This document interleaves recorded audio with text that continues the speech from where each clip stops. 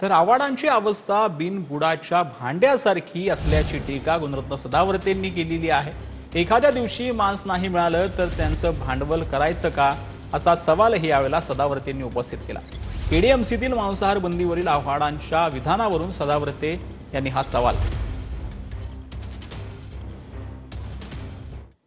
बुडाचं जे भांडं असतंय तशा प्रकारची त्यांची अवस्था आहे, जिकडं इकडं तिकडं डोलत राहतात।